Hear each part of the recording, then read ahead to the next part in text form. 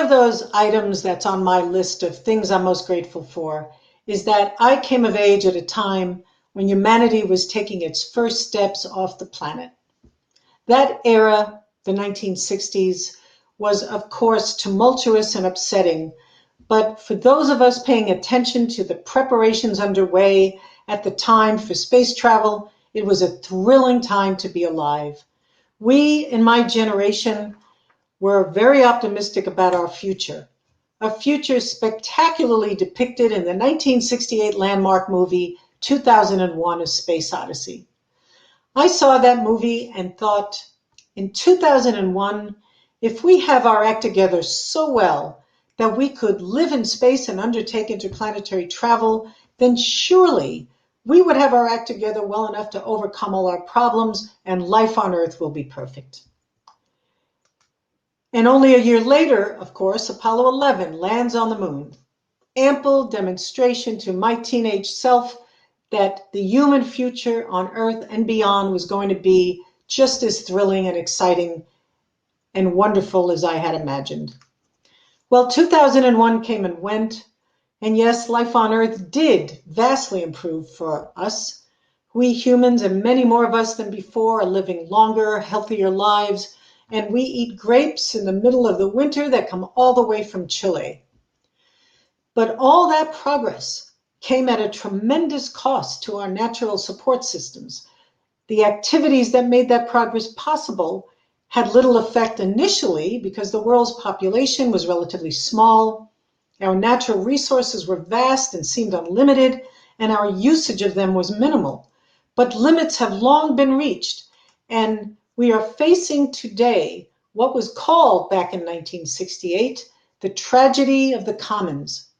All over the planet, our common resources have been polluted, overused, and destroyed. Our oceans, our fresh water, our forests, the air we breathe, the soils, our arable lands, wildlife, and so on. Despite all of this, we are being told there's cause for optimism. We are being reminded that there is yet another dimension that we have not yet fully exploited. It's the third dimension. It's called space. In fact, we are now in the era of new space, when commercial interests, long chomping at the bit for access to space and the profits that await there, have been given the green light and they are making headway.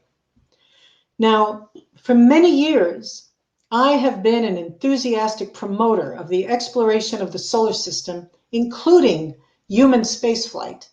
And I always took it for granted that these big projects would be undertaken by a consortium of nations that represented all of us. But now, those with fantastical amounts of wealth and giant powerful organizations behind them are the ones in the lead. And rather than being optimistic, I am rather dismayed to witness the very same forces that have been so ruinous to our planet down here are being enacted all over again above our heads. Uncontrolled capitalism, an economic model that relies on endless growth and turns a blind eye towards inevitable waste, the persistent rush to market and the pursuit of profits, and so on.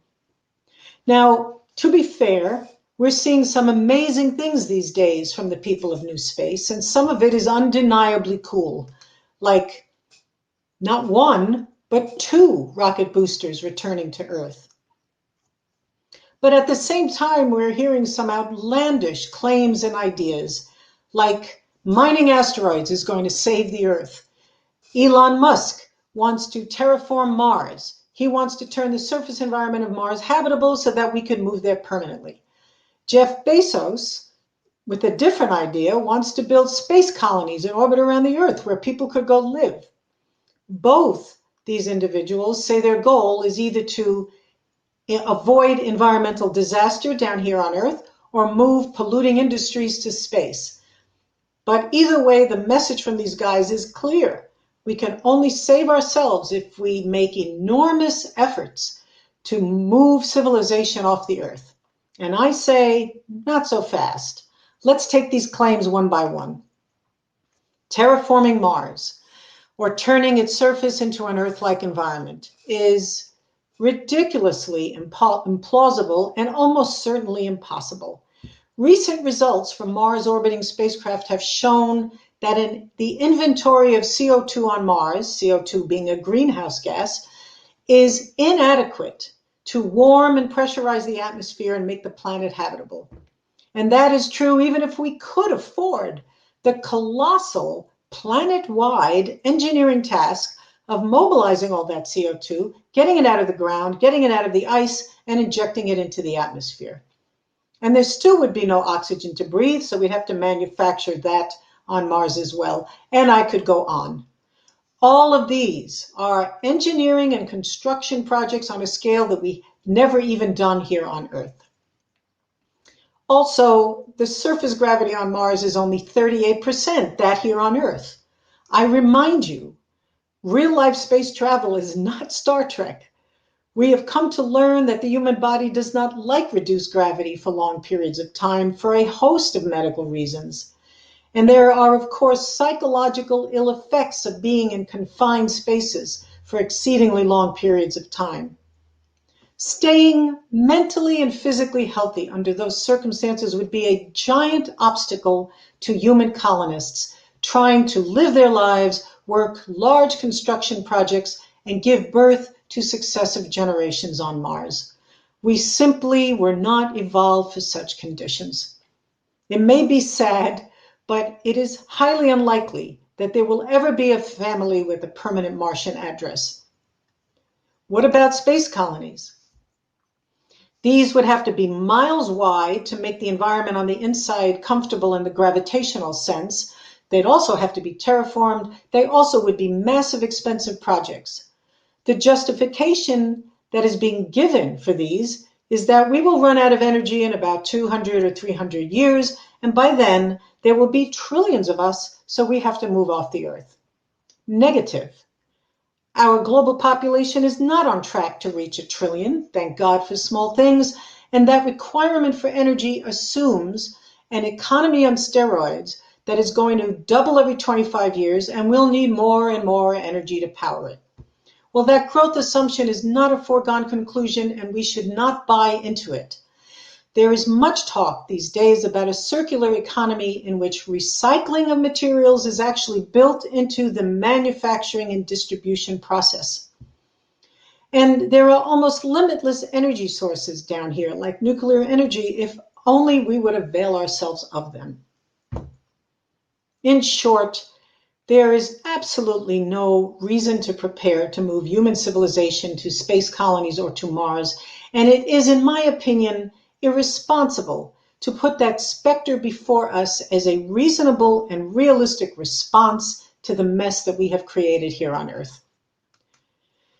There is another very disturbing aspect of the commercial space enterprise, and that is the Gadarene rush to increase the number of artificial satellites in orbit around the Earth. At present, 60% of the global population has access to the internet. Well, the commercial space industry is very eager to connect the remaining 3.3 billion in what they are calling, and I quote, a humanitarian push to connect the globe. And the industry has its sights set on the orbital space around the Earth. This is rapidly developing into another tragedy in the making. Elon Musk, through SpaceX, was the first big player out of the gate with a proposal for a major constellation of Earth-orbiting satellites to be the backbone of a commercial space-based internet called Starlink. In mid-2019, SpaceX began launching their satellites, tens of satellites at a time, and that is what is depicted in this artist's rendition that you see. As of today, there are about 5,500 satellites, both alive and dead, in Earth orbit, and that includes 1,700 Starlink satellites in low Earth orbit, which is about 500 kilometers altitude. By the mid-2020s, which is only a few years away, Musk is planning to have 12,000 satellites spread around the Earth. And he's already secured permission from the US authorities to launch an additional 30,000 on top of this, making his constellation of satellites in low Earth orbit approaching 42,000. That's almost 8 times the current number of satellites in orbit today. What will this look like? Let's look at what is there today. This is a brief video showing 5,500 satellites, active and not, currently in orbit around the Earth. You see the low Earth orbit is clustered around the Earth, and as you pull back, you see the geosynchronous orbit where weather satellites sit, and so on. And that's about 22,000 kilometers away. This is a 3D view of where all those 5,500 satellites are located. Okay, showing you from the Earth all the way up to geosynchronous orbit. Now imagine 8 times this number. That's what Musk and SpaceX are planning to inject into low Earth orbit. But it doesn't end there. The race is now both domestic and international. Between Elon Musk and SpaceX, Jeff Bezos and Blue Origin, Richard Branson with Virgin Galactic, and equivalent plans of various nation states like Great Britain, China, and even Canada, the total number of proposed satellites is 66,000. That is 12 times more satellites than what you see here. There are many reasons to be concerned and maybe even terrified of these developments. Here are just a few. This is a race. There will be winners and there will be losers. And there are no plans whatsoever that I know about describing what happens in the event one of the owners starts losing money, can no longer direct as many assets, and decides to abandon them instead. What happens to the satellites? Who will deorbit them?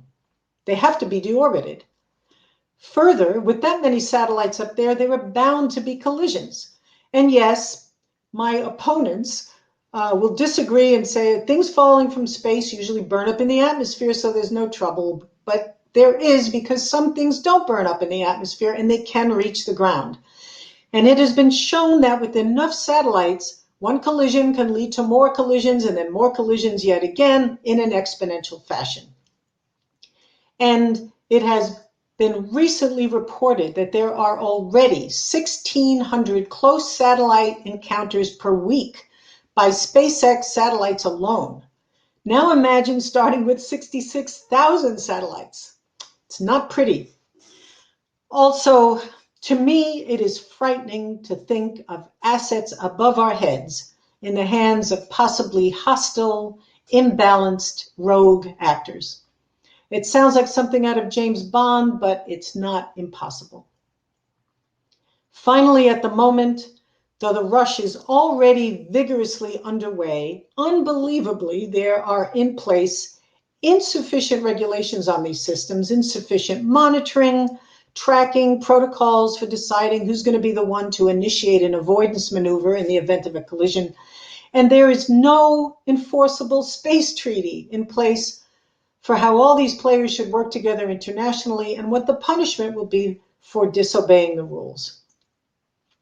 All of this can be thought of as like building a complex system of roads and allowing untold numbers of vehicles to use it before putting in place driving tests, stop signs, traffic lights, or traffic rules and a highway patrol to enforce them. Madness. And to top it off, astronomers who study the night sky are also up in arms about this. On the left is a picture, as you can see, of a comet. It's a 30-second exposure image that also caught a collection of these satellites, one after the other, flying across the field of view. And this is taken with a normal camera with a telephoto lens in 2020. You could have taken this picture from your backyard. On the right is a picture of 50 imaging detectors in the focal plane of a big telescope in Chile, showing Starlink satellites crossing those fields of view. These satellites, especially 66,000 of them, will surely be damaging to astronomical studies of the cosmos from the surface of the Earth and will ruin the night sky for the rest of us. We've already created such tragedies with common resources that we share with each other on our planet. The orbital space around the Earth is also our common resource and our birthright, and we are now about to despoil it in the very same way. I will end by saying that after a 40+ year career in the robotic exploration of the solar system, and with my last major professional assignment behind me, I feel now very much like an astronaut who's come home from the frontier. And while I was away, this is what I learned: that there is no place else in the solar system as suitable and as tailor-made for us as is the Earth. That its surface water oceans are unique, and you won't find anything like them for at least several light years around. And that life on Earth and in its oceans is, as far as we know now, also unique in the solar system, certainly in the extent to which it has flourished here on our planet. Our planet is absolutely precious and is the home that we were evolved to occupy. In July 2013, my team's cameras on Cassini executed an unusual sequence of commands that became a breathtaking image of Saturn and its rings in the foreground and our tiny blue ocean planet seen as a bright dot a billion miles in the distance, adrift in a sea of stars. The significance of this image lies not in its beauty, but in the uncorrupted, unpoliticized view that it gives us of ourselves, a view of all of us together, all of Earth's creatures together on this one tiny dot of a planet, alone in the blackness of space. Our scientific explorations and images like this have shown us with stark clarity that there is no planet B. There is literally no place else for us to go to survive and flourish without extraordinary, and I would submit unrealizable effort. The unpalatable truth may really be that humanity's last stand is right here, right where it all began, and the lesson going forward now is we had better make the best of it.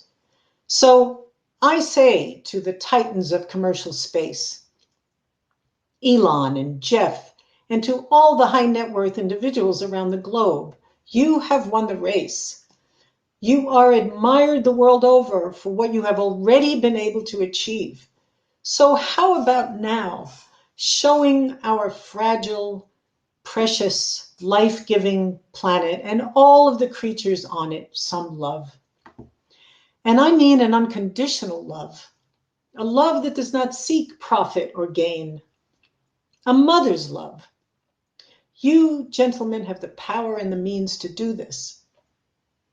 You're dreaming big. You want to build giant structures in orbit around the Earth. You want to jumpstart the habitability of an entire alien barren planet. Well, here's another crazy notion for you. Why not instead re-terraform the Earth? Instead of abandoning our planet, why don't you all join forces and challenge the obviously brilliant people who work for you to figure out, as just a few examples, how to remove greenhouse gases from the atmosphere, how to remove plastics from the oceans, how to get the peoples of the world to rise above tribalism and nationalism and work together on this, because all of this and more is what it's going to take. And then do it. And if you succeed, you would be forevermore remembered as the visionary individuals who led the way in pulling us back from disaster. You would be forevermore remembered as the engineers of what just could be humanity's finest hour. I say to you, make it so. And please remember, love the Earth. Thank you.